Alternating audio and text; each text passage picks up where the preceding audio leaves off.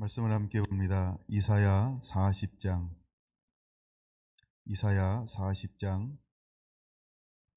1절에서 11절. 너희의 하나님이 이르시되 너희는 위로하라. 내 백성을 위로하라. 너희는 예루살렘의 마음에 닿도록 말하며 그곳에게 외치라. 그 노역의 때가 끝났고 그 죄악이 사함을 받았느니라. 그의 모든 죄로 말미암아 여호와의 손에서 벌을 배나 받았느니라 할지니라 하시니라. 외치는 자의 소리여 이르되 너희는 광야에서 여호와의 길을 예비하라. 사막에서 우리 하나님의 대로를 평탄하게 하라. 골짜기마다 도두어지며 산마다 언덕마다 낮아지고 고르지 아니한 곳이 평탄하게 되며 험한 곳이 평지가 될 것이요 여호와의 영광이 나타나고 모든 육체가 그것을 함께 보리라. 이는 여호와의 입이 말씀하셨느니라. 말하는 자의 소리여 이르되 외치라. 대답하되 내가 무엇이라 외치리이까 하니 이르되 모든 육체는 풀이요 그의 모든 아름다움은 들의 꽃과 같으니 풀은 마르고 꽃이 시듬은 여호와의 기운이 그 위에 불미라. 그 백성은 실로 풀이로다. 풀은 마르고 꽃은 시드나 우리 하나님의 말씀은 영원히 서리라 하라. 소식을 시온에 전하는 자여 너는 높은 산에 오르라. 아름다운 소식을 예루살렘에 전하는 자여 너는 힘써 소리를 높이라. 두려워하지 말고 소리를 높여 유다의 성읍들에게 이르기를 너희의 하나님을 보라 하라. 보라, 주 여호와께서 장차 강한 자로 임하실 것이요 친히 그의 팔로 다스릴 것이라. 보라, 상급이 그에게 있고 보응이 그 앞에 있으며 그는 목자같이 양떼를 먹이시며 어린 양을 그 팔로 모아 품에 안으시며 젖먹이는 암컷들을 온순히 인도하시리로다. 아멘. Are you ready? 20번째입니다. 오늘은 소제목으로는 아름다운 소식을 시온에 전하는 자. 아름다운 소식을 시온에 전하는 자.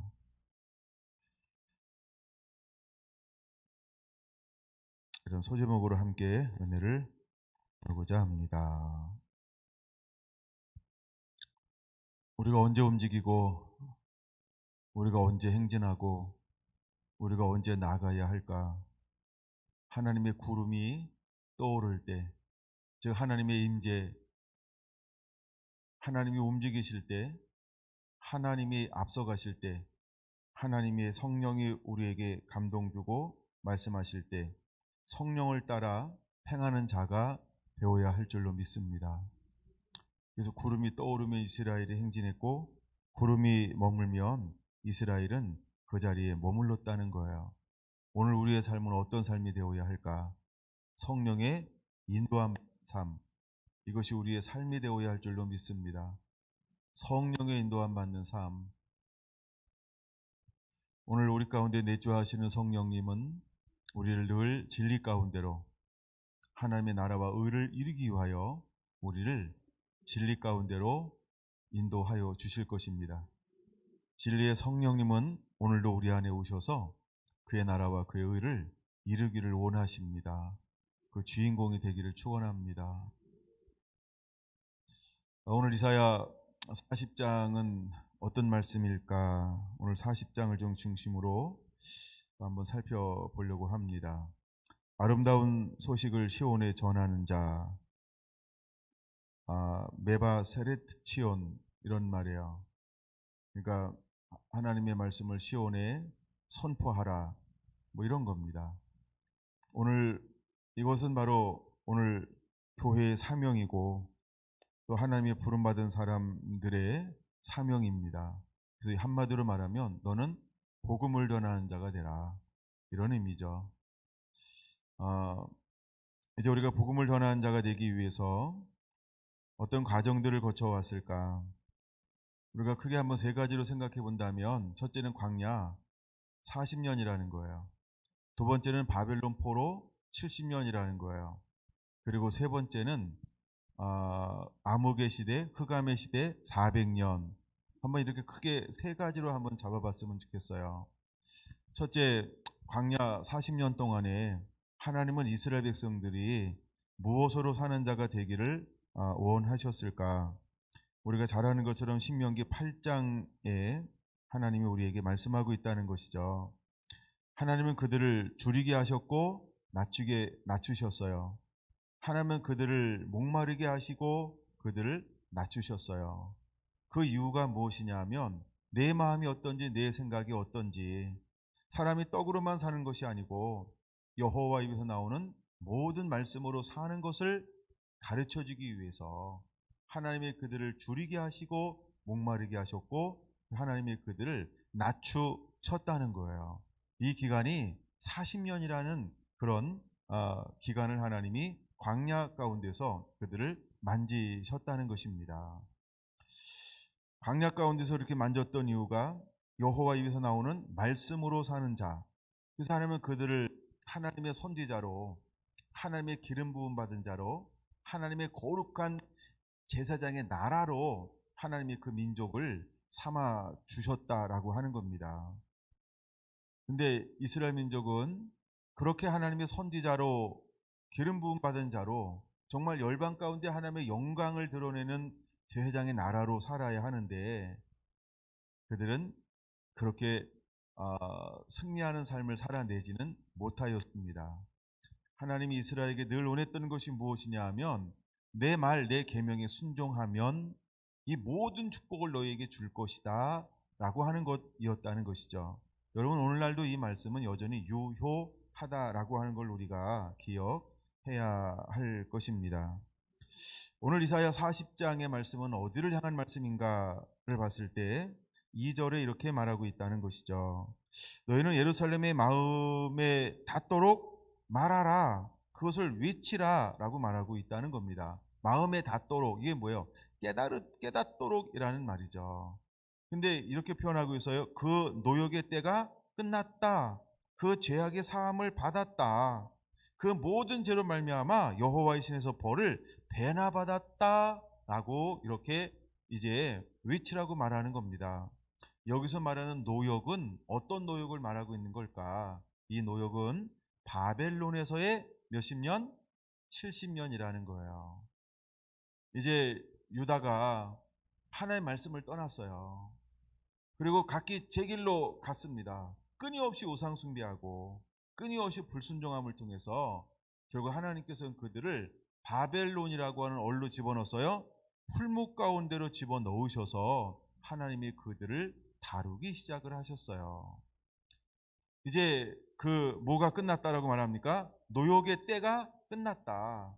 왜 때라고 말하고 있을까라고 하면, 하나님은 예레미야 선지자를 통해서 70년까지니라 때를 정해 놓으셨죠. 하나님의 그들을 무한정으로 하는 것이 아니고 하나님이 일정 기간 동안 그들에게 노역을 시키겠다, 즉 포로의 삶을 살게 하겠다라고 하나님이 일정 기간을 정해 놓았다는 거예요. 그 기간 동안 하나님이 하고 싶어하는 것이 무엇이었을까? 하나님은 그들을 연단하고 또 연단하신 거예요. 하나님이 연단하는 그 이유가 무엇일까? 잠시 손 하나 껴놓고 48장 10절로 한번 다녀올까 합니다. 가까운 데 있으니까 찾아보는 거예요. 48장 10절은 뭐라고 말합니까? 보라, 내가 너를 연단하였으나 은처럼 하지 아니하고 너를 고난의 풀무불에서 택하였노라. 이 말이 뭘까요? 하나님이 내 노역의 때가 끝났다라고 말하고 있는 것처럼, 그들이 우상 숭배하고 하나님을 떠나 불순종해서 바벨론이라고 하는 풀무 가운데 집어넣어서 40년 동안 고난의 때, 노역의 때를 보내게 했다라고 하는 거예요. 그리고 고레스라고 하는 하나님이 세운 그 왕을 통하여서 그들이 전부 돌아오도록 만드는데 수룹바벨과 여호수아를 리더로 삼아서 하나님은 돌아오게 하고 있습니다. 근데 하나님이 그들을 어떻게 만지시고 있었냐 하면 내가 고난의 풀무에서 고난의 풀무 가운데서 라고 이렇게 표현을 하고 있다라고 하는 것이지요. 여러분 11절 너무 멋있는 말씀인 것 같아요. 나는 나를 위하여 이를 이룰 것이라. 어찌 내 이름을 욕되게 하리요 내 영광을 다른 사람에게 주지 아니하리라 하면서 하나님이 이제 어떻게 그들을 일으킬 것인가 회복시킬 것인가에 대해서 말씀하고 있는데 간단한 거죠. 하나님은 하나님에 위하여 그렇게 하실 것이다라고 말씀을 하고 있다는 겁니다. 다시 40장으로 돌아오면 그 노역의 때가 끝났다. 그럼 그 노역의 때 70년 동안 하나님께서 이스라엘의 어떤 부분을 만지신 걸까요? 죄라고 하는 부분을 만졌다는 거예요. 죄가 어떤 거라 그랬어요? 첫째 우상 숭배했다. 둘째 말씀에 불순종했다. 그러면 70년 동안 그들을 노역 가운데 고난 가운데 풀목 가운데 연단했다. 그럼 연단 받으면 그 70년 동안에 무엇이 없어졌을까? 무엇이 다스림을 받는 거예요? 그렇죠? 우상 숭배라고 하는 죄에서 정결하게 되는 거고 말씀에 불순종해서 그들이 말씀으로 회복이 일어나면서 그 수많은 백성들 중에 전부는 다가 아니지만 수많은 사람들이 뭐에 대한 악망, 뭐에 대한 사모함이 다시 회복되기 시작했을까요? 예루살렘에 대한 마음, 시온에 대한 마음. 그래서 예루살렘에 올라가서 하나님의 성전을 짓고 거기서 하나님을 예배하고 경배하고 하나님을 높이기를 원하는 갈망한 마음들이 그 풀무라고 하는 혹독한 고난과 연단 가운데 찢기고 재해지고 씻기고 정결해지면 칠수록 무엇이 그 마음속에 올라오기 시작했을까요? 이제 예루살렘에 올라가 성전을 회복함을 통해서 거기서 하나님을 하나님에게 온전히 섬겨야 되겠다라고 하는 마음들이 이제 끊임없이 그들 속에서 우러나오기 시작했다라고 하는 겁니다. 무엇을 통해서? 고난이라고 하는 풀무를 통해서. 근데 그 고난의 풀무 가운데서 죄가 제하여지면 제하여질수록 무엇이 회복되어지는 걸까요? 의가 회복되어지는 것이고 말씀대로 살아야 되겠다는 것이 회복되어지는 것이고 율법이 회복되어지기 시작을 하는 겁니다. 예, 그래서 칙령이 내려왔을 때 얼마나 많은 사람들이 자기의 전부를 포기하고 거기서 지금 몇 년 살고 있었다 그랬어요? 어떤 이는 최장기로 70년, 또 어떤 거기서 새로 태어났어. 그렇죠? 그러나 그의 모든 것을 떠나라라고 했을 때 이 떠날 때 무엇 가져갈 수 있는 것이 있을까요? 여전히 권력을 가지고 있고 권위를 가지고 있고 부를 가지고 있고 명예를 가지고 있을 수 있고 직업을 가질 수 있고 안락한 터전을 가질 수 있고 토지를 가지고 있을 수 있고 내가 심었던 사과나무를 뭐 포도나무를 옮겨올 수도 없고 그 모든 걸 다 포기하고 버리고 무엇을 따라가는 겁니까? 진리를 따라는데 말씀을 따라가는 거예요. 어디를 향하여서? 예루살렘 예루살렘 시온의 땅 시온의 땅 하나님이 임재하시는 그곳 마음이 있는 그곳 하나님의 머무시는 그곳에 올라가서 무엇을 하기 위해서? 성전을 건축하기 위해서 그곳에서 하나님을 하나님에게 예배하기 위해서 하나님이 불목 가운데 다스리면서 그들 안에 뭐에 대한 갈망과 굶주림을 만들어냈을까? 하나님을 향한 마음을 만들어내고 있었다라고 하는 것입니다. 그래서 이제 그들이 올라오는 거예요. 자 보세요. 하나님이 이렇게 만진 사람들을 통하여 이제 그렇게 고난의 풀목 가운데서 만들어진 이 사람들을 통해서 하나님이 어떤 계획을 가지고 있는가를 보여주고 있는 것이 40장 이렇게 말하고 있다는 거예요. 3절 보겠습니다. 외치는 자의 소리여 너는 광야에서 여호와의 길을 예비하라는 거예요. 그러면 실제로 지금은 예루살렘이 어떤 땅이 되었어요? 실제로 광야가 되었어요. 메마른 땅이 되었어요. 적막한 땅이 되었다는 거예요. 여러분 예루살렘이 어떤 땅이 되었어요? 사막이 되었어요. 왜? 전부 다 포로로 끌려갔어요. 그리고 여기에는 극소수의 사람만이 남아서 그쵸? 이 땅을 관리하는데 제대로 관리가 될까요? 관리가 안 되는 거예요. 그래서 이방인이 볼 때 이 땅은 어떤 땅이었습니까? 에스겔서 36장에 말하고 있는 것처럼 황량하다 적막하다 사람이 없다 집이 없다 황량한 땅 사막 광야 메마른 땅이 실제로 되었다는 거예요. 근데 하나님은 어떤 계획을 가지고 있습니까? 이제 어떤 계획을 가지고 있어요? 사막에서 뭘 하기 원하는 거예요? 광야에서 뭘 하기 원하는 거예요? 여호와의 길을 예비하기를 원하는 거예요. 그럼 여호와의 길을 예비하라라고 할 때 이 예비한 사람은 그 땅에 있었어요? 아니면 밖에서 이 땅으로 들어와야 되는 거예요. 그렇죠? 이 땅에 존재하는 게 아니고 외부에서 이 땅으로 와야 한다라고 하는 것입니다. 그 하나님이 이 사람들을 일으킬 거라고, 그리고 이 사람들을 보낼 거라고 하는 것입니다. 여기서 강야에서 외치는 자의 소리요라고 할 때 여기서 외치는 자의 소리요, 외치는 자의 소리는 음성이에요. 이건 우리가 주석이나 데 보면 천사가 말했다, 보통 이렇게 하는 게 주 견해입니다. 그래서 천사가 와서 이에게, 하나님의 사자가 와서 야 외치는 자의 소리 하면서 이 저자인 이사야에게 말하고 있는 거죠. 그래서 음성이 들려와서 이제 야 너는 사막, 너희는 이제 포로에서 돌아오는 이스라엘을 말하죠. 강야에서 여호와의 길을 예비하라. 두 번째, 사막에서 우리 하나님의 대로를 평탄하게 하라. 이렇게 말하고 있는 거예요. 여기서 대로라고 하는 것은 어떤 길을 말하고 있는 것이냐면 거룩한 길을 말하죠. 여러분들은 아실지도 몰라요. 이사야 35장에 보면 거기에 35장 볼게요. 35장 이 대로가 열리는데 그 대로가 어떤 길이냐 하는 거예요. 35장 8절 봅니다. 거기 대로가 있어. 그 길을 거룩한 길이라 일컬음바 되리니라고 말합니다. 근데 거기가 어딜까요? 6절 7절 보면은 그렇죠. 광야에서 물이 솟겠고 사막에 시리가 흐를 것이라. 뜨거운 사막이 변하여 못이 될 것이며 메마른 땅이 변하여 원천이 되며라고 말하고 있는 것처럼 거기에 대로가라고 할 때 거기가는 뭘 말하고 있는 걸까요? 그렇죠? 광야라고 말하는 거예요. 사막이라고 말하는 거예요. 근데 거기서 대로가 열릴 겁니다. 근데 그 대로를 어떤 길이라고 표현하고 있어요? 홀리웨이죠. 거룩한 길이라는 거예요. 거룩한 길이 열리게 될 거라는 거예요.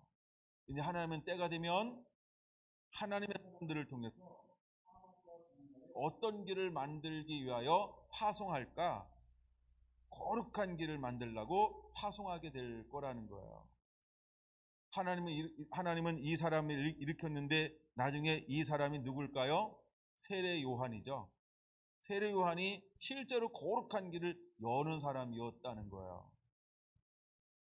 자, 그래서 하나님이 다시 40장 3절 이제 대로를 평탄하게 하라, 여호와의 길을 예비하라, 이 사명을 가지고 이제 일어날 세대를 하나님이 찾고 있다라고 하는 겁니다. Are you ready? 난 여러분들이 이렇게 준비된 자가 되기를 원합니다. 정말 사막의 주의 길을 예비하는 자로, 광야의 주의 길을 예비하는 자로 우리가 이렇게 준비되어지게 되기를 예수님의 이름으로 축원합니다. 할렐루야. 4절. 근데 이 4절을 한마디로 말하면 수많은 장애물들, 그냥 이렇게 정리하면 돼요. 뭐 높고 낮고 깊고 이걸 이제 평탄하게 될 것이다라고 할 때 이걸 한마디로 말하면 모든 주의 오실 길을 방해하는 장애물들을 뭐 할 거다? 제거할 것이다.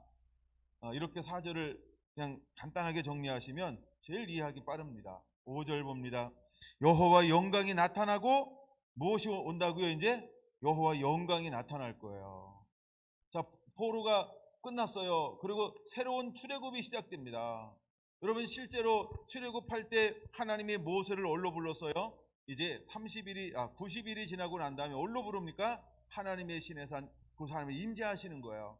임재하신 다음에 그를 올라오라고 말합니다. 그에게 무엇을 선포하나요? 임재 가운데 하나님의 율법을 선포하고 있는 거예요.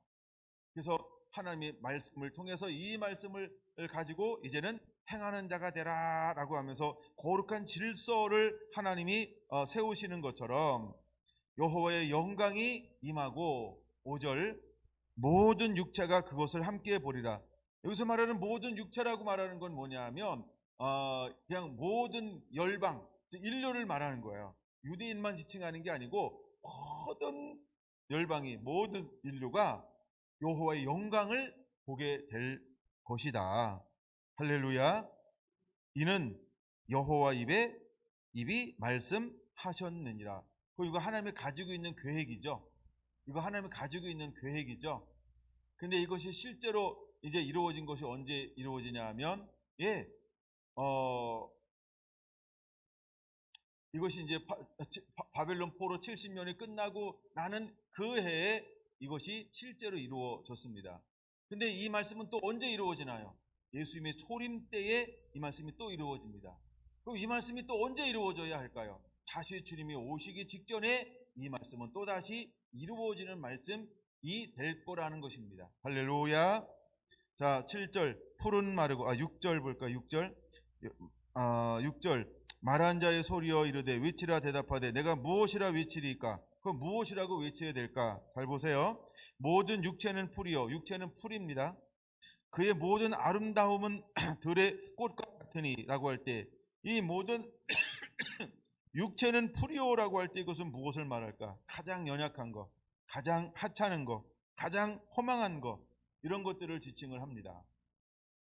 그 다음에 두 번째, 그의 모든 아름다움은 들의 꽃과 같다라고 할 때 이건 뭘까요? 모든 육체적인 것인데 예를 들어 이런 거죠. 부귀나 명예나 권력이나 뭐 미모나 건강이나 어떤 무슨 뭐 소유욕이나 이 세상의 육체의 소욕 모든 걸 이런 것을 지칭하는 단어입니다. 그래서 푸른 마르고 꽃은 시드나라고 말하고 있는 거예요. 그러니까 이 세속적인 것, 육적인 것, 이 땅에 있는 모든 것, 내 눈에 보이는 부귀 영화 아름다움, 뭐 빈부귀천, 예, 뭐 이런 것들을 총칭하는 단어가 풀과 꽃이라는 단어로 표현하고 있는 것입니다. 그래서 여호와의 기운 루하흐인데 이거는 여호와의 영광을 말하는 거예요.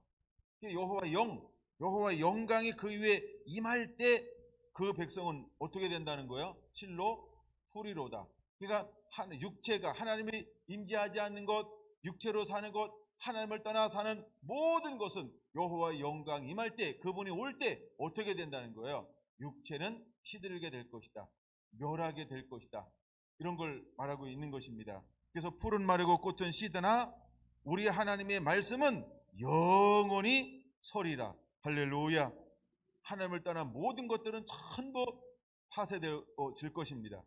근데 이제 하나님의 말씀으로 사는 사람들은 영원히 있게 될 것에 대해서 말씀을 하고 있습니다. 그러게 이제 하나님은 누구를 일으킬 건가요? 그래서 오늘 소제목을 이렇게 잡은 거예요. 아름다운 소식을 시온에 전하는 자여. 마지막 때 하나님은 누가 일으키기를 원할까요? 누가 준비되기를 원할까요? 우리가 무엇으로 겸비하기를 원할까요? 아름다운 소식을 열방 가운데 전하는 자로 예비되어지고 준비되기를 하나님은 원하신다는 거예요. 여러분들이 이와 같이 주님의 손에 붙들려 준비가 되어지게 되기를 예수님의 이름으로 축원을 드립니다. 그럼 이 사람들은 어떻게 전하는가? 9절 이렇게 말합니다. 너는 높은 산에 오르라. 높은 산에 오르라.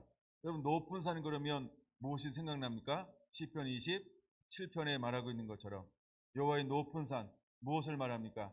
하나님의 임재가 있는 곳, 하나님이 머무시는 그곳, 하나님의 영광이 있는 곳, 하나님의 아름다움이 있는 그곳. 할렐루야. 그래서 하나님의 임재 가운데로 들어가라는 거예요. 이제 여호와의 말씀 가운데로 들어가라라고 하는 거예요. 높은 산에 오르라. 그 다음에 아름다운 소식을 예루살렘에 전하는 자요. 아름다운 소식을 예루살렘에 전하는 자. 아름다운 소식은 뭐예요? 하나님의 메시지죠. 사람이 떡으로만 살 것이 아니요 여호와에서 나오는 모든 말씀으로 살 것이니라 라고 말하고 있는 것처럼 이제 우리가 그 말씀으로 무장한 자가 되어야 합니다. 그러면서 너는 힘써 소리를 높이라. 두려워하지 말고 소리를 높여 유다의 성읍에 이르기를 너희 하나님을 보라. 이렇게 외치라고 하는 것입니다. 근데 왜 두려워하지 말고라고 할까요? 그렇죠? 항상 하나님의 사람들 가운데는 이 세상이 너무 악합니다. 그리고 너무 견고하고 강하고 막 그렇습니다. 근데 하나님의 말씀을 받아도 이 강한 걸 보면 그렇죠? 약간 그래서 강하라는 거예요. 그래서 내가 하는 게 아니고 내 힘으로 내 능력으로 하는 게 아니고 그분을 의지하면서 믿음으로 할렐루야 할렐루야. 여러분 이 말씀을 그대로 우리 가운데 풀어지게 되기를 원합니다. 네, 그러면서 10절 보라 주 여호와께서 장차 강한 자로 임하실 것이요. 무엇을 선포하라고 하는 겁니까? 하나님의 임재. 더 나아가서 재림을 선포하는 거죠. 주님은 다시 오십니다. 오심을 선포하는 거예요. 그러니까 재림을 선포하는 거예요. 주님이 곧 오신다. 주님 오심을 선포하는 거예요. 하나님이 이런 사람으로 이제 일어나게 되기를 원하고 있다는 거예요. 그럼 여러분, 우리가 어떻게 되어져야 할까요? Are you ready? 준비되셨습니까? 여러분, 우리는 준비된 자가 되어야 할 줄로 믿습니다. 준비되어져야 할 줄로 믿습니다. 이런 시대가 올 거라고 하는 것이지요. 그러고 난 다음에 이제 70년, 이 바빌론 포로의 70년에서 돌아왔어요. 그런 다음에 또다시 이 말씀이 어디에 적용되어지는가? 이제 잠시 거기다 선 하나 껴놓고, 먼저 마가복음 1장으로 한번 가보겠습니다.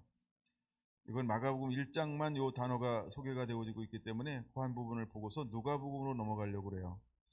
마가복음 1장 한번 볼게요. 마가복음 1장에서 1절 8절 먼저 읽겠습니다. 예, 기록된 것처럼 누가복음에 있네요. 자, 마가복음 1장 1절에서 8절을 보려고 합니다. 이제 흑암의 400일이 지났어요. 또다시 하나님은 아름다운 소식이 시온에 선포되기를 원하고 있습니다. 근데 이 시온에 선포되기 위해서 하나님의 보내는 자가 누구냐 하면, 다음 시간에 이제 때가 되면 말라기 3장 말라기를 좀 한번 볼 겁니다만, 말라기 보기 전에 먼저 이 마가복음 1장을 좀 먼저 보겠습니다. 하나님의 아들 예수 그리스도의 복음의 시작이라. 선지자 이사야의 글에, 이사야의 글 하면서 어디를 인용하고 있어요? 바로 이사야 이 40장을 인용하고 있다는 거예요. 보라, 내가 내 사자를 내 앞에 보내노니 그가 내 길을 준비하리라. 광야에 위치는 자의 소리가 있어 이르되 너희는 주의 길을 준비하라. 그의 오실 길을 곧게 하라. 기록된 것과 같이 세례 요한이 광야에 이르러 죄 사함을 받게 하는 회개의 세례를 전파하니 온 유다 지방과 예루살렘 사람이 다 나아가 자기 죄를 자복하고 요단강에서 그에게 세례를 받더라. 여러분, 마지막 때 하나님의 사람들이 해야 될 일들이 뭘까? 우리가 하나님의 복음으로, 하나님의 능력으로 무장하고 이제 나가서 외칠 때에 사람들의 반응이, 어떤 반응이 일어날까? 여러분, 우리가 이것을 다시 한번 정립해야 될 것이 있어요. 근데 어떤 사람들이 하나로만 보는 게 있어요. 뭐로 보냐 하면 이거예요. 목회자는 마지막 때 회개의 복음을 전파해야 된다, 이렇게 하나로 보는 경향이 있다는 거예요. 근데 여러분, 꼭 그게 아니라고 하는 걸 깨달아야 돼요. 세례 요한이 회개하라 이것만 선포했을까요? 아닙니다. 물론 회개하라 선포했습니다. 근데 세례 요한이 하나님의 복음을 전파할 때 백성들에게서 일어나는 반응이, 어떤 반응이 일어나는 것이다? 회개가 일어나는 것이다. 이게 맞는 거예요. 그래서 마지막 때 목사님들은 회개 설교하는 교회를 가야 된다. 그거 틀린 겁니다. 근데 반은 맞고 반은 틀리다 이 말이에요. 여러분들이 그런 부분에서도 깨어 있어야 합니다. 그래서 이제 세례 요한이 주의 오실 길을 예비할 때 어떤 일들이 일어나는가? 사람들이 회개하고 주께로 돌아오더라. 그건 여러분, 우리가 회개의 복음을 전하는 것이 아니고 무엇을 전하는 걸까요? 예수 그리스도. 그다음에 하나님의 그 시에 주시는 진리의 말씀을 선포합니다. 그러면 그 성령에 붙들리고 말씀에 붙들려 그 시에 맞는 말씀을 증거할 때 수많은 사람들 가운데서 어떤 역사가 일어날 것인가? 회개의 역사들이 일어나기 시작한다는 거예요. 회개의 역사. 그러면 성령을 받았던 베드로가 회개하라 이 복음을 전했을까요? 여러분들 사도행전 1장을 다시 한번, 물론 회개 내용이 포함되어져 있죠. 그렇죠? 물론 회개 내용이 포함되어져 있습니다. 그러나 이게 뭐냐면 성령에 이끌려 그 시에 맞는 하나님의 계시들 선포하는 겁니다. 그럴 때 사람들이 어떤 현상이 일어나는 거예요? 찔려 붙들리는 거예요. 그래서 그들이 회개할 때 놀라운 추수의 역사가 일어나는 것입니다. 마지막 때도 하나님이 어떤 사람들을 익힐 것이냐? 바로 이와 같이 이런 사람들을, 이런 사람들이 복음을 듣고 주께로 돌아오는 이런 역사들이 일어나게 될 것이다라고 하는 걸 우리가 깨닫게 되기를 바랍니다. 할렐루야. 자, 다시 한번 볼까요? 4절. 세례 요한이 강야리로 제사함을 받게 하는 회개의 세례를 전파하니 온 유대 지방과 예루살렘의 사람이 다 나아가 자기 죄를 자복하고 요단강에서 그에게 세례를 받더라.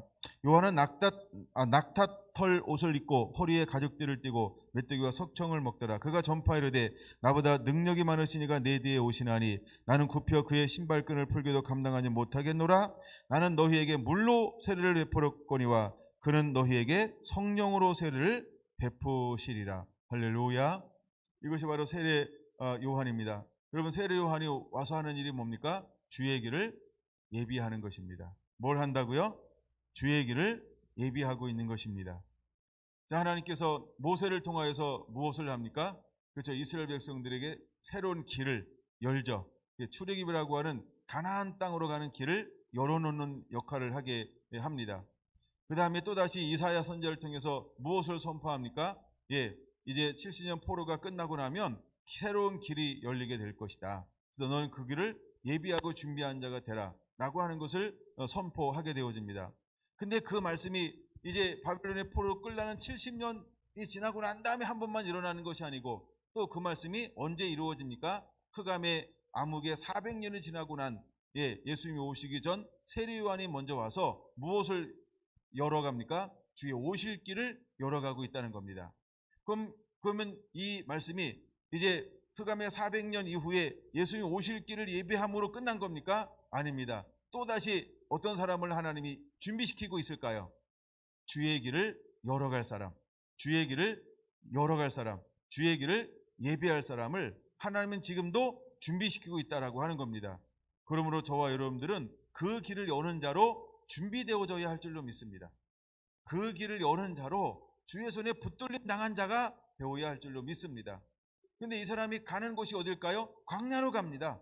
이 사람이 어디 간다고요? 사막으로 간다라고 하는 겁니다. 그러면 사막과 광야로 나가는 사람은 어떤 사람일까? 여러분들이 이사야 58장에 있는 것처럼 이사야 58장 12절의 사람이 뭐예요? 무너진 곳, 길이 없는 그곳. 그 무너졌다, 길이 없다. 이건 무엇을 말하고 있는 것입니까? 광야요, 사막이라고 말하고 있는 것입니다.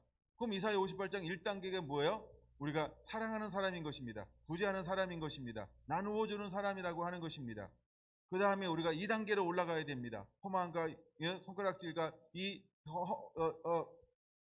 허망한 말을 몽땅 제해버리는 이 삶을 우리가 살아야 할 줄로 믿습니다. 그리고 굶주린 자, 아파하는 자와 심정을 동하는 자의 삶을 살아야 할 줄로 믿습니다. 우는 자와 함께 우는 자가 되어야 할 줄로 믿습니다. 온 마음을 다해서 이웃을 내 몸처럼 사랑하는 자가 되어야 할 줄로 믿습니다. 그리고 하나님을 전부를 다해서 사랑하는 자가 되어야 할 줄로 믿습니다.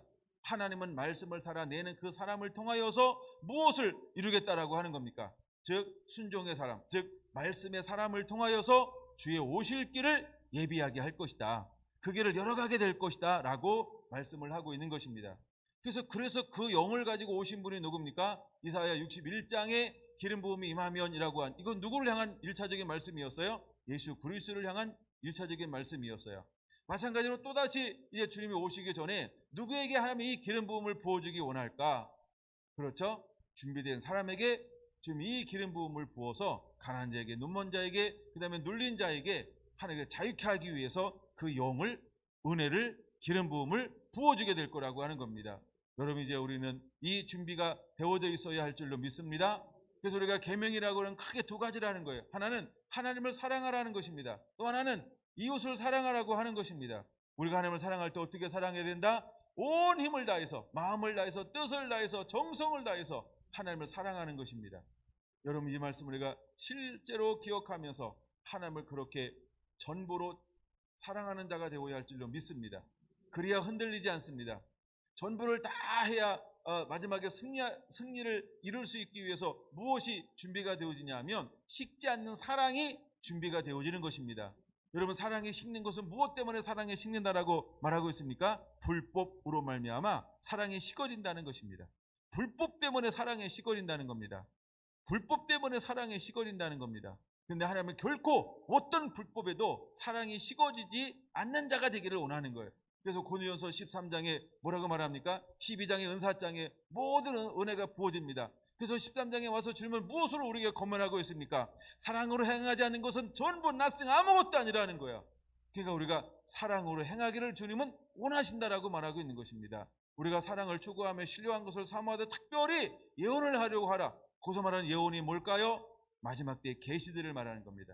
그 시에 맞는, 때에 맞는 하나님의 말씀들을 말하는 것입니다. 우리는 사랑을 추구하는 자가 되어야 합니다.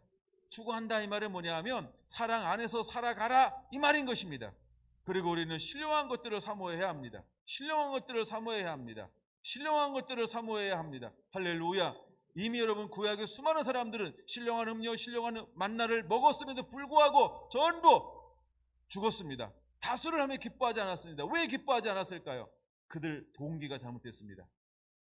그들은 무엇을 봤을까요? 하나님의 손을 봤어요. 능력을 봤어요. 현상을 봤어요. 그러나 하나님을 사랑한다라고 하는 것은 무엇일까요? 그분을 바라보는 것입니다. 그래서 우리가 사회적 거리를 두면 안 되고 무엇하는 자가 되어야 된다? 가까이 하는 자, 함께하는 자가 되어야 한다는 겁니다. 전염병은 거리를 두게 만듭니다. 사단은 거리를 두게 만듭니다. 그러나 하나님의 영은 거리를 두는 게 아니라 함께하게 만드는 것입니다. 이제 우리 진리 안에 있는 사람들은 하나님과 함께하는 자가 되어야 할 줄로 믿습니다. 우리 안에 실제적인 임마누엘이 매일매일 새롭게 회복되어지고 이루어져야 할 줄로 믿습니다. 할렐루야. 이것을 통해서 다시 한번 주의 오실 길을 예비하는 하나님의 사람들을 하나님은 그렇게 예비하고 준비하게 될 거라는 것입니다. 나는 성결한 성도가 이렇게 붙들린 당한 자가 되기 원합니다. 주의 손에 붙들린 자. 그 다음에 우리가 이웃을 사랑할 때 어떻게 사랑해야 된다? 내 몸을 사랑하듯 이웃을 사랑하라라고 주님은 말씀하고 있다는 것입니다. 모든 우상 숭배의 초점이 어디에 있다? 우리를 위하여, 자기를 위하여. 무엇을 위한데 전부 우리를 위하여, 자기를 위하여. 이게 우상 숭배, 하나님을 떠나는 지름길이 뭐냐 하면 내가 나를 위하려고 할 때 우상이 되어져 버린다는 겁니다. 그래서 우리가 하나님을 이웃을 사랑할 때 누구처럼 사랑하라는 거예요. 내가 나를 위해 사는 존재가 아니라, 나를 위해 사는 존재가 아니라 뭐라는 거야? 하나님의 형상으로 만들어진 이웃을 위하여 사는 삶이 마지막 때 모든 유혹을 이기는 가장 좋은 방법이 될 거라고 하는 것입니다. 할렐루야. 우리가 보물이 땅에 쌓아두면 안 됩니다. 보물을 땅에 쌓아둔다 그러면 나를 위해서죠. 그렇죠? 근데 우리가 이걸 어떻게 하는 거예요? 하늘에 둬라. 그 다음에 흩어 구제해라. 나누어 줘라. 흘려보내라. 쓸모없게 만들어라. 그럼 이거 전부 이게 뭐 하는 겁니까? 심는 걸 말하는 것입니다. 근데 그렇게 흘려보냈더니 하나님은 내 삶을 어떻게 만들어주는 거예요? 더 풍성하게, 더 넉넉하게, 더 부족함이 없도록 하나님이 만들어주는 것. 이것이 최고의 이웃 사랑이라고 하는 겁니다. 그래서 하나님의 희망을 지을 때 은혜 받은 사람들이 기쁨과 즐거움과 감동에 붙들려서 어떻게 했습니까? 자원함으로 힘껏 넘치도록 하나님께 모든 걸 드렸다라고 하는 겁니다. 할렐루야. 성전이 지어질 때 그렇게 헌신이 일어났습니다. 그리고 하나님께 영에 붙들려서 부름받았던 모든 사람들은 어떻게 했습니까? 자기 것을 버리고 성령의 이끄는 그대로 나가서 부르는 사명을 위하여 삶을 살아간 걸 볼 수 있습니다. 더 나아가 오순절에 성령이 임하였습니다. 성령이 임하는 동시에 나타나는 현상 중에 하나가 뭘까요? 자기 것을 제 것을 여기지 아니하고 다 팔아 사도들 발 앞에 갖다 놨다. 이것이 무엇일까요? 이것이 바로 이웃을 내 몸처럼 사랑함이라고 하는 것이, 무엇이 임할 때 이것이 진정으로 회복되어지나요? 하나님의 영이 임할 때, 진리의 말씀이 임하고 진리의 영의 인도함 받을 때 하나님의 나라가 그 삶 가운데, 공동체 가운데 회복되어지고 있는 것을 볼 수 있는 것입니다. 그럼 오늘 살아가는 우리들은 무엇으로 준비가 되어져야 할까요? 무엇으로 우리가 준비가 되어져야 할까요? 여러분, 이 준비가 우리 안에 일어나야 할 줄로 믿습니다. 그래서 우리가 있을 때 이 삶을 계속해서 끊임없이 연습해야 된다는 거예요. 이 마음이 계속해서 회복되어지고 이루어져야 한다는 것입니다. 할렐루야. 있으면 하죠. 가짜입니다. 내가 10억 있으면 뭐 할 거예요? 10억 얻고 1,000원 있을 때 시작하세요. 10원부터 시작하세요. 10원부터 흘려보내는 것을. 10억 있으면 그때 뭐 예쁜 집을 지어서 뭘 하겠다, 뭘 만들어서 뭘 하겠다. 그거 어느 천년에 하려고. 그렇죠? 근데 너무나 많은 사람들이 그런 걸 가지고 있어요. 여러분, 물론 그걸 내가 갖지 말라는 얘기가 아닙니다. 근데 언제부터 하라고요? 지금부터 하라는 거예요. 지금부터. 그래야 이것이 기초가 튼튼하게 세워지게 된다라고 하는 것입니다. 할렐루야.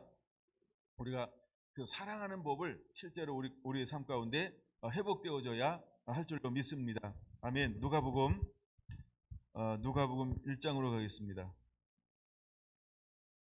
누가복음 1장 17절 한번 볼까요? 누가복음 17절 같이 한번 읽어보겠습니다. 시작. 그가 또 엘리야의 심령과 능력으로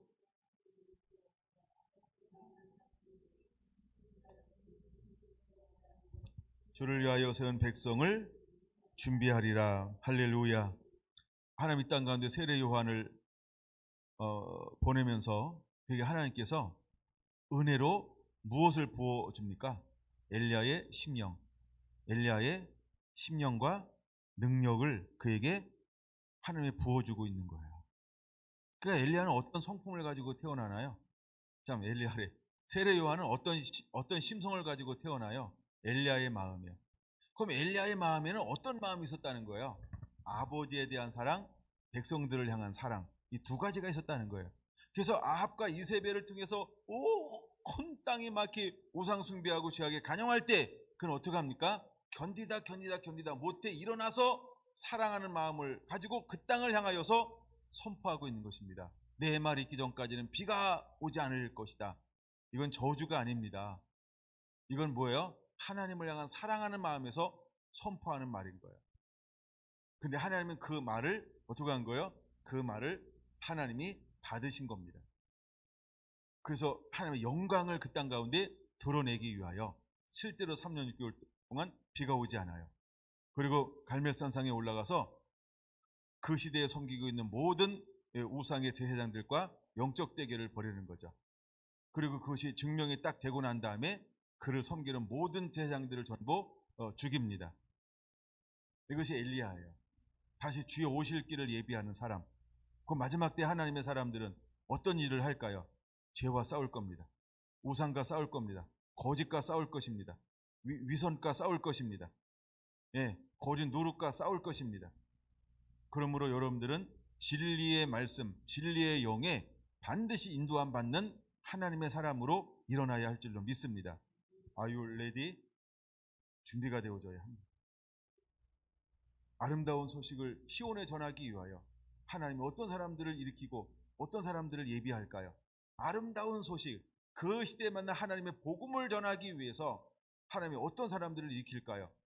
이제 그는 광야로 나갈 겁니다. 그는 사막으로 나갈 것입니다. 아무것도 없어요. 메마른 곳에, 황량한 곳에, 적막한 곳에 죽음이 있습니다. 어둠이 있습니다. 웃음이 없어요. 아무것도 없는 그곳에 하나님이 누구를 보낼까요? 하나님을 사랑하는 사람. 하나님 이 사람들을 하나님이 일으키게 될 거라는 것입니다. 여러분, 예수님이 오시기 전에 그 시대에는 어떤 시대였을까? 가장 타락한 시대예요. 그래서 실제로 예수님이 와서 사역할 때에도 그 시대의 수많은 대다수의 사람들은 예수님을 어떻게 취급했나요? 요한복음 1장에 말하고 있는 것처럼 빛이 자기 땅에 오네 어두움이 깨닫지 못하더라. 그럼 그 시대를 뭐로 비유하고 있어요? 어둠으로 비유하고. 그 시대의 영성이 어둠의 영성이라는 거예요. 그 시대의 모든 그 대장들과 모든 교권을 쥐고 있는 사람들이 어떤 사람들하고 어떤 사람으로 말하고 있습니까? 어둠에 있다는 거예요. 어둠이. 빛이 오는데 그 다음에 그 시대를 무슨 세대라고 말합니까? 죄악의 시대라고 말하고 있는 거예요. 죄악의 세대라고 말하는 거예요. 예? 빛 가운데 행하지 않고 어둠 가운데 행하는 세대예요. 그래서 3장에 요한복음 3장에 말하고 있는 것처럼 자기 행위가 드러날까 두려워하여 무서워하여 빛 가운데로 나오지 못하고. 여러분, 그런 세대 가운데 하나님은 우리 한 분 한 분들이 이제는 일어나는 거룩한 그 사람들 되기를 하나님이 원하시는 거예요. 여러분, 우리는 준비가 되어져 있어야 할 줄로 믿습니다. 우리가 코로나가 처음에 왔을 때 교회 예배가 막 할 때 얼마나 많은 사람들이 막 깨어나라 그리고 막 이걸 준비하고 그랬는지 몰라요. 여러분, 금방 잊어버렸나요? 이미 교회 가운데 예배의 틀이나 여러 가지가 변형되고 있다는 거 여러분 소식을 듣고 있지요? 이미 막 변화가 막 일어나고 있어요. 놀라운 변화들이 막 일어나고 있어요. 이때 여러분 우리가 보여줄 수 있는 게 이게 진짜냐 아니야, 그런 것도 또 하나 부분적으로 드러나게 될 것입니다. 부분적으로 실제로 드러날 거예요. 우리의 신앙이 어느 정도인지, 나의 정체성이 어느 정도인지, 공예배가 얼마나 중요한지, 믿음의 공동체라고 하는 것이 얼마나 귀중한 것인지, 이것이 얼마나 우리 안에 준비가 되어져 있는가. 그리고 성도 한 분 한 분들은 정말 이 교회관이, 그 다음에 이 믿음이, 신앙관이 어떤 가치관을 가지고 있으면서 기초가 얼마나 튼튼하고 건강성을 가지고 있는가, 섞여 있는가, 아니면 말씀으로 더 양육받아서 실제 그 삶을 살아가고 있는 것인가. 여러분, 이런 것들이 이런 고난과 환난을 통해서 드러나게 될 거라는 것입니다. 이미 드러나고 있는 것입니다. 여러분, 우리가 한참 있을 때 유럽교회가 죽었다 이런 말 많이 들었죠? 제가 신학 공부에서 들었나요? 저는 그냥 공부하다 보니까 유럽교회는 죽었다 이런 말 얼마나 많이 들었는지 몰라요. 근데 내가 어떻게 죽었는지 내가 안 가봐서 잘 모르겠어. 보내주지는 않더라고요. 그냥 죽었다 그래서 죽은 건 내가 그때 죽었다 이랬습니다. 뭐가 죽은 걸까요? 뭐가 죽은 걸까요? 말씀이 원하는 정신이 죽었다는 거예요. 그래서 수많은 세속가 합류합니다. 세상의 문화를 합류합니다. 그 다음에 복음이 전파되는데 힘을 잃어버렸어요. 파워를 잃어버렸어요. 능력을 잃어버렸어요. 현상을 잃어버렸어요. 그리고 수많은 다른 대체 신학들이 일어나서 실제로 하나님의 역사를 다른 걸로 치부해버렸습니다. 그 스스로 막 불을 껐어요. 성령의 불을 껐어요. 열정을 껐어요. 말씀을 껐어요. 기도를 껐어요. 방언을 껐어요. 성령의 나타남을 꺼버렸어요. 거룩함을 손상시켰어요. 한국도 이제 얼마나 많은 부분을 손상시키고 있는지 모릅니다. 얼마나 많이 손상시키고 있는지 모릅니다. 자기 발 찍는 것도 모르고 얼마나 많이 손상시키고 있는지 모릅니다. 여러분, 우리는 끊임없이 매 시대마다 큰 돌파들을 하며 돌파를 이루기 위해서 이 씨름, 거룩한 싸움을 싸워야 하는 시대에 우리가 실제로 살고 있는 것입니다. 예수님께서 오셨을 때 그 시대에 오시는 거예요. 세례요한이 왔을 때 그를 반겨주는 사람 아무도 없어요. 하나님의 그를 어디로 인도합니까? 빈들로 인도하는 거예요. 빈들로 인도하는 거예요. 빈들로. 그는 누가 그를 양육합니까? 하나님이 친히 그를 양육하는 거예요. 그래서 하나님의 은혜 가운데 양육을 받습니다. 하나님, 세상 아무도 우리를 몰라준다 할지라도 하나님의 은혜 안에서 양육되어진다고 한다면, 그래서 하나님의 때에 일어나라라고 할 때 주의 음성을 듣고 우리가 나간다라고 한다면 반드시 저와 여러분들은 주의 오실 길을 예비한 자로 쓰임받게 될 걸 믿으시기 바랍니다. 할렐루야. 이것이 세례 요한의 삶이었습니다. 그럼 예수님은 어떻게 일어나게 될까? 똑같이 누가복음 1장 25절 뭐라고 말하고 있습니까? 누가복음 1장 이제 한번 보겠습니다.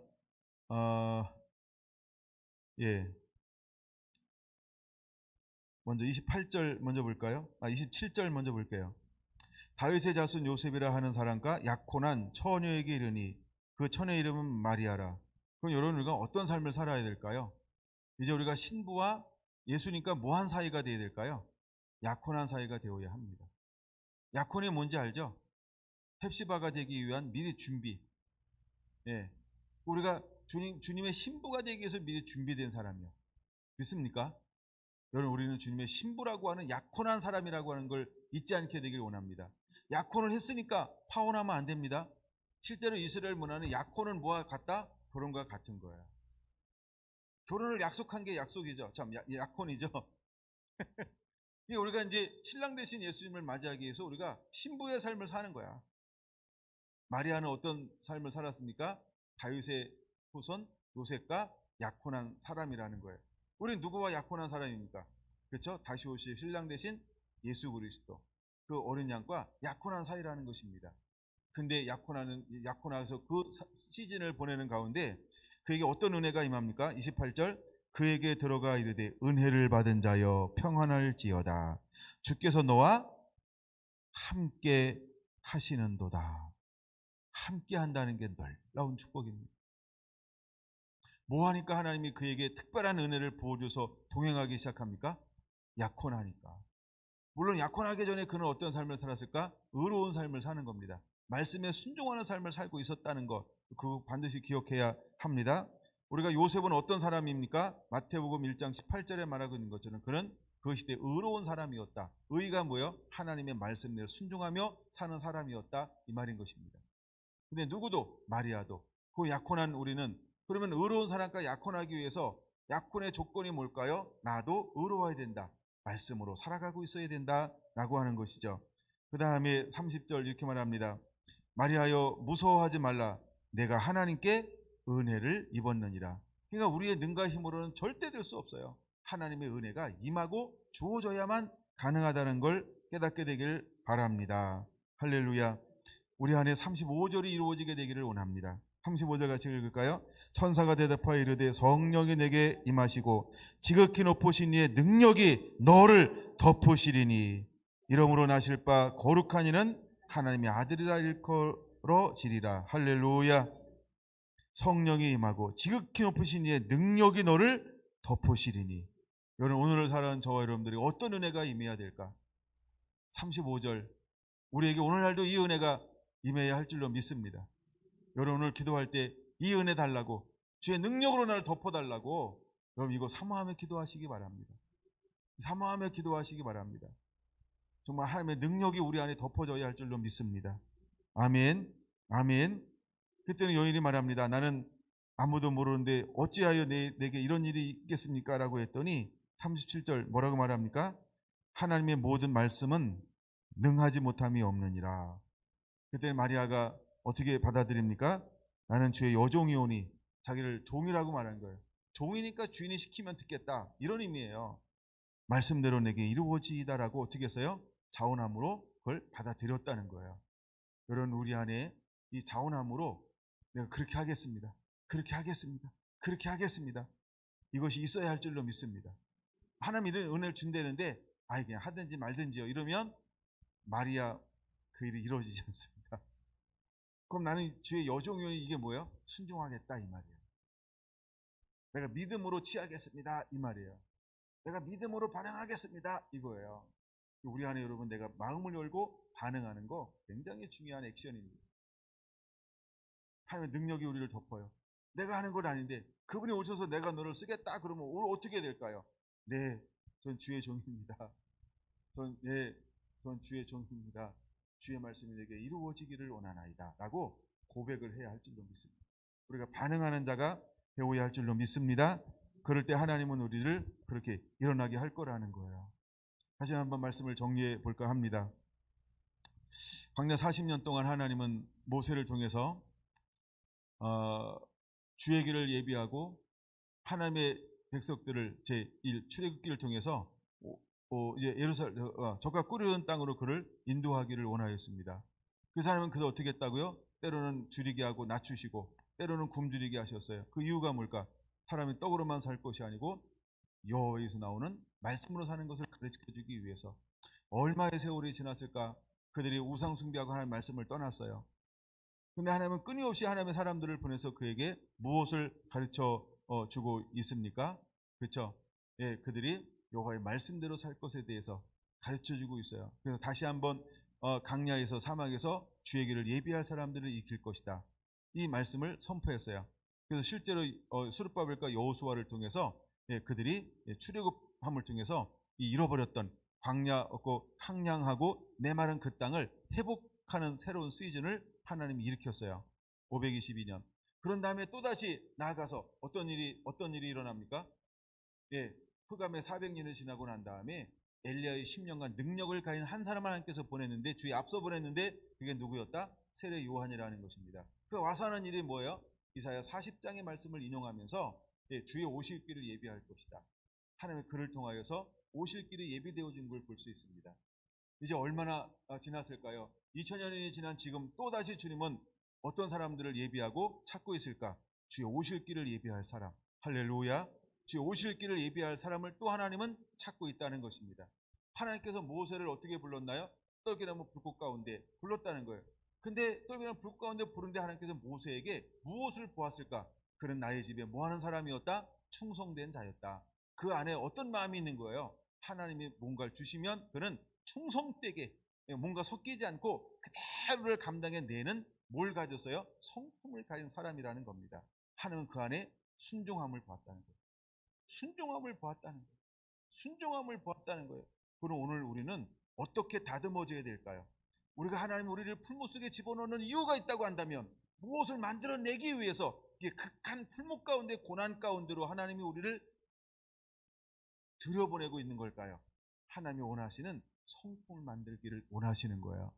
이제 여러분 우리 한 분 한 분들이 중에 원하시는 그 성품이 만들어지게 되기를 원합니다. 할렐루야. 근데 이제 그 대로가 있는데 그 대로는 어떤 길이라고 말하고 있습니까? 이사야 35장에 말하고 있는 것처럼 거룩한 길이라는 거예요. 거룩한 길이 열리게 될 것입니다. 할렐루야. 여러분 거룩한 길, 그것은 바로 순수한 상태를 하나님께서 만들어내겠다는 거예요. 거치는 것 없이, 뭔가 흠도 없고 점도 없고 티도 없는 하나님의 그런 길을 만들어내겠다는 거예요. 그럼 길이다라고 하는 건 어떤 걸 말할까? 뭐 이런 거겠죠. 마태복음 5장 이거 찾아볼게요. 마태복음 5장 8절 한번 보겠습니다. 마음이 청결한 자는 무엇을 볼 것이며 하나님을 볼 것이요. 할렐루야. 하나님께서 마음이 청결한 사람들을 일으키게 될 것입니다. 여러분들이 이와 같이 준비가 되어지게 되기를 원합니다. 17절 한번 보겠습니다. 내가 율법이나 선제를 폐하러 온 줄로 생각하지 말라. 폐하러 온 것이 아니요 완전하게 하려 함이라. 18절 같이 읽습니다. 진실로 너희에게 이르노니 천지가 없어지기 전에는 율법의 1.1획도 결코 없어지지 아니하리라. 그러므로 누구든지 이 계명 중에 지극히 작은 것 하나라도 버리고 또 그같이 사람을 가르치는 자는 천국에서 지극히 작다 일컬음을 받을 것이요 누구든지 이를 행하며 가르치는 자는 천국에서 크다 일컬음을 받으리라. 오늘 이 시대에 우리가 어떻게 준비가 되어져야 할까요? 이제 여러분 우리는 누구든지 이를 행하며 아멘 가르치는 자, 이게 마태복음 28장 18절 이하 아닙니까? 마태복음 28장 18절 이하의 말씀 아닙니까? 행하며 가르치는 자. 그래서 가르치며 행하게 하라, 지키게 하라 라고 하는 거 바로 천국 복음인 것입니다. 이것이 교회의 소명이며 우리의 부르심이라고 하는 것입니다. 근데 이 사람을 향해서 한 절 더 20절입니다. 내가 너희에게 이르노니 시작 너희 의가 서기관과 바리새인보다 더 낫지 못하면 결코 천국에 들어가지 못하리라. 이 시대를 살아가는 저와 여러분들에게는 하나님의 의의 기준을 누구보다도 더 좁은 길을 요구할까요? 그 시대의 바리새인과 그 시대의 서기관처럼.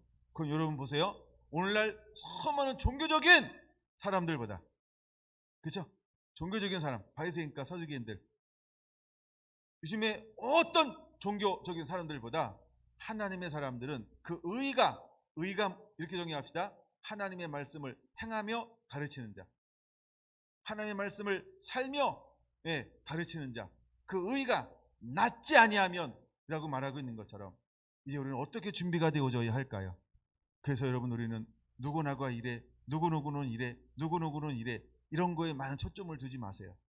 그래서 제가 늘 이런 것이 올 때마다 초점을 어디로 돌리는가 잘 보세요. 자기를 점검하세요. 제가 늘 이렇게 말하잖아요. 그럼 우리는 어떤 것이 시작되기 전까지는 늘 자기를 점검하고 있어야 될 시기냐. 누구는 이런데, 누구는 이런데, 아이 그거 신경 쓰지 마. 지금 우리는 거기에 눈을 돌릴 때가 아니에요. 지금 우리가 준비하는 건 뭐냐면 자기를 성찰하는 거예요. 자기를 성찰하는 거예요. 내가 더 의로운가? 내가 더 주님을 사랑하는가? 내가 더 말씀대로 살고 있는가? 자기와의 싸움에서 이기고 승리한 자가 되기를 예수님의 이름으로 축원합니다. 도토리 키 재지 말고 키 재야 그 도토리가 그 도토리지 뭐. 그렇죠? 그래서 여러분 우리가 더 낫지 아니하면 20절 굉장히 중요한 겁니다. 20절 말씀은 굉장히 중요한 겁니다. 그 의가 그 시대에 어떤 서기관과 어떤 바리새인보다 더 낫지 아니하면 어떻게 한다고요? 이게 얼마나 세게 말하는지 몰라요. 결코라는 말 좀 빼면 얼마나 좋겠어요, 그렇죠? 근데 여호와 하나님은 결코라는 말을 절대 안 뺐어. 또 여기 딱 일부러 그걸 붙인 듯이 결코 이렇게 했단 말이에요. 반드시 이 말이거든요, 그죠? 결코 천국에 들어가지 못하리라. 오늘을 살아가는 저와 여러분들에게 하나님의 의의 수준을 어느 수준으로 요구하는 걸까요? 더 나야 한다는 겁니다. 어떤 종교적인 사람보다. 아멘. 어떤 종교적인 사람보다 성결한 교회 성도들은 의가 더 나야 한다는 것입니다. 말씀대로 살아야 한다는 것입니다. 거룩한 씨름을 하게 되기를 예수님의 이름으로 축원합니다. 거룩한 씨름을 하게 되기를 바랍니다. 베드로전서 1장을 한번 보겠습니다. 베드로전서 1장 13절 한번 볼까요? 그러므로 너희는 마음의 허리를 동이고 근신하여 예수 그리스도가 나타나실 때에 너희에게 가져다 주실 은혜를 온전히 바랄지어다. 너희가 순종하는 자식처럼 전에 알지 못할 때에 따르던 너희 사욕을 본받지 말고, 이제 사욕을 몽땅 버리고 아무리 사방을 둘러봐도 사욕이 안 보여야 합니다. 베드로전서 1장 15절 오직 너희를 부르시는 거룩한 이처럼 너희도 모든 행실에 거룩한 자가 되라. 이것이 우리 성결한 성도들의 가야 할 길입니다. 이것이 우리가 살아내야 할 길입니다. 이런 삶을 살게 되기를, 우리의 추구가 되기를, 우리가 어떤 바리새인보다 어떤 종교적인 사람보다 우리의 의가 15절이 되기를 예수님의 이름으로 축원합니다. 16절 기록되었으되 내가 거룩하니 너희도 거룩할지어다 하였느니라. 여러분 이 말씀을 기억하십니까? 이 말씀을 기억합니까? 레위기 11장 44절에 나오는 이 말씀, 내가 거룩하니 너희도 거룩할지어다. 사람을 외모로 보지 않고 각 사람의 모대로 행위대로 심판하시는 이를 너희가 아버지라 부른즉 너희가 나그네로 있을 때에 두려움으로 지내라. 나그네가 우리의 삶을 말하는 거죠. 뭐 김희준 씨 이런 거 아니에요. 여러분 우리가 나그네라고 하는 겁니다. 우리의 삶이 나그네예요. 두려움으로 지내게 되기를 원합니다. 18절 너희가 알거니와 너희 조상들이 물려준 헛된 행실에서 대속함을 받은 것은 은이나 금같이 없어질 것으로 된 것이 아니요 우리의 구속은 없어질 것으로 된 것이 아닙니다. 그러므로 어떤 삶을 살아야 될까요? 오직 흠없고 점없는 어린 양 같은 그리스도의 보배로운 피로 되었기 때문에 이제는 거룩한 삶을 살아야 할 것에 대해서 우리에게 도전을 주고 있습니다. 25절까지 여러분들이 말씀을 한번 읽어보시고요. 건너뛰어서 3장 8절 한번 보겠습니다. 마지막으로 말하노니 너희가 다 마음을 같이하여 동정하며 형제를 사랑하며 불쌍히 여기며 겸손하며 악을 악으로 욕을 욕으로 갚지 말고 도리어 복을 빌라. 이를 위하여 너희가 부르심을 받았나니 이는 복을 이어받게 하려 함이라. 할렐루야. 여러분 우리 마음에 사랑이 식지 않기 위해서 베드로전서 3장 8절의 말씀이 이루어져야 할 줄로 믿습니다. 그러면 3장 8절은요 사랑하는 방법을 말하는 거예요. 마지막 때 우리의 사랑이 실제로 어떤 사랑이어야 할까, 이거를 보여주고 있는 것이 베드로전서 3장 8절이라고 저는 보여져요. 네? 다시 한번 8절 볼게요. 다 마음을 같이하여 뭐하라고요? 동정하라는 거야. 형제를 사랑하라는 거예요. 불쌍히 여기라는 거예요. 겸손하라는 거예요. 악을 악으로 갚지 않고요, 욕을 욕으로 갚지 않고요, 도리어 복을 빌라. 이건 도대체 내가 어떤 걸 추구해야 이게 가능할까요? 사랑을 하면은 예뻐져요. 예뻐는 져요. 사랑을 하면 이게 사랑이라는 거예요. 이게 사랑하는 삶이 아니면 이 8절, 이 9절이 안 일어나요. 그래서 다시 오실 주의 길을 열어가는 사람들은 특징이 무엇이 되어야 할까? 사랑이어야 한다는 겁니다. 여러분 모세가 온유함이 풍성하다? 그 온유함은 어디서 나오는 걸까요? 하나님의 그 마음에 사랑을 부어줬기 때문에 가능한 거예요. 이사야의 마음속에 하나님께서 무엇을 부어줬을까? 사랑하는 마음을 부어주는 거예요. 수르바벨과 여호수아의 마음, 그 다음에 돌아온 사람들의 그 오만의 사람들에게 어떤 마음을 부어줄까? 하나님을 향한 사랑의 마음을 부어주는 거예요. 다시 오실 주의 길을 예비하는 세례 요한의 마음속에 어떤 마음이 강하게 부어졌을까? 사랑하는 마음이 부어집니다. 하나님을 향한 사랑, 이웃을 향한 사랑, 영혼을 향한 그 사랑이 하나님께서 막 은혜 가운데 부어주신 거예요. 그러니까 그 삶을 살아낼 수 있는 거예요. 여러분 오늘도 하나님이 우리에게 무엇을 부어줘야 할까요?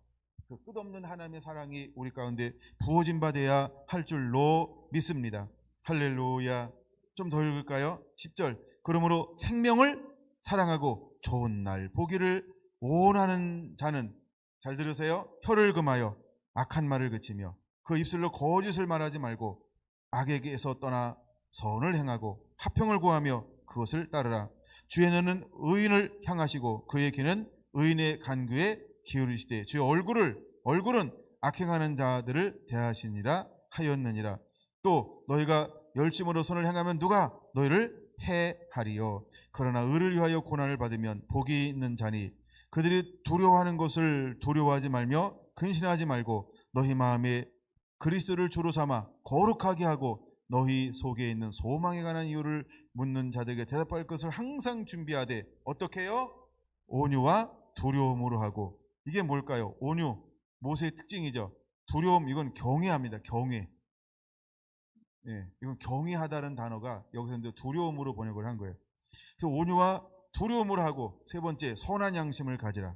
이는 그리스도 안에 있는 너희의 선행을 욕하는 자들로 그 비방하는 일에 부끄러움을 당하게 하려 함이라. 선을 행함으로 고난을 받는 것이 하나님의 뜻일진데 악을 행함으로 고난을 받는 것보다 나으느니라. 그리스도께서 단번에 죄를 위하여 죽으사 의인으로서 불의한 자를 대신하였으니 이는 우리를 하나님 앞에 인도하려 하심이라. 육체로는 죽임을 당하시고 영으로는 살리심을 받으셨으니 그가 또한 영으로 가서 옥에 있는 영들에게 선포하시느니라.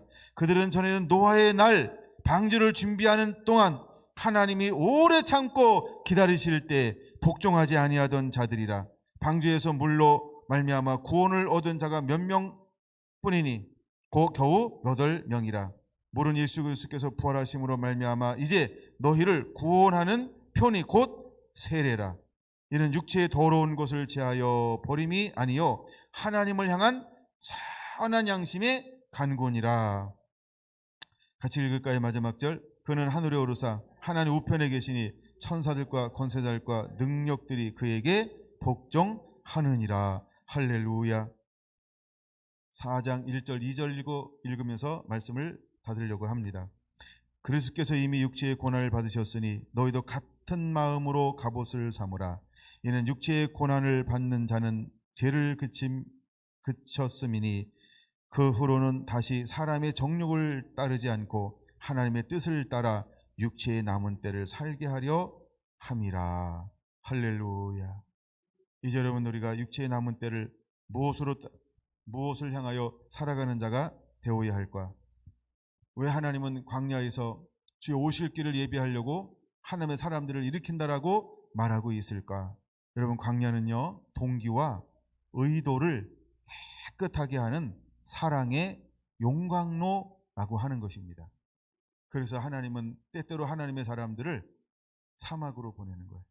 적막한 곳으로, 아무도 없는 곳으로, 고난 속으로, 풀목 가운데로, 환난 가운데로 하나님께서 보내는 이유는 무엇이냐면 그 속에서 하나님을 향한 의도, 하나님을 향한 선한 동기를 하나님이 만들어내기를 원하는 사랑의 용광로가 되기 때문에 하나님은 우리를 그 고난 가운데로 인도하신다는 것입니다. 그래서 이사야 48장 10절은 하나님께서 어디서 그들을 택했다라고 말한다고요? 고난의 풀무에서 그들을 택하였다라고 말하고 있는 것입니다. 이제 저와 여러분들이 하나님의 복음으로 무장되어져서 다시 오실 주의 길을 예비하는 아름다운 소식을 시온에 전하는 자로 일어나게 되기를 예수님의 이름으로 축원을 드립니다. 할렐루야, 할렐루야.